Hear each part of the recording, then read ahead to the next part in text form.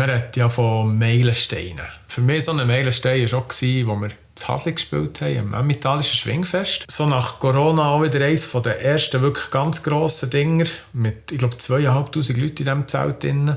Ich habe dort angefangen mit «Heute und jetzt» und die Leute haben innerhalb von, ich habe noch nicht mal 2 Wörter gesungen, haben die einfach alle, aber restlos alle mitgesungen. Und zwar die Strophen, Refrain, das ganze Lied durch. Also ich habe die ersten paar Wörter gesungen und nachher habe ich aufgehört zu singen. Und das Gefühl war unbeschreiblich, wenn plötzlich einfach alle mitsingen. Eines der schönsten Gefühle, die ich je auf einer Bühne gespürt habe.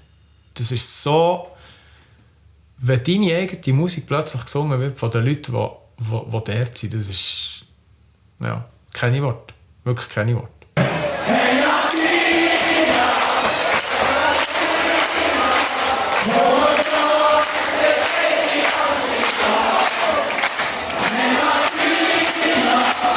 Es gibt nicht viel dazu zu sagen. Also, wir sind geflogen.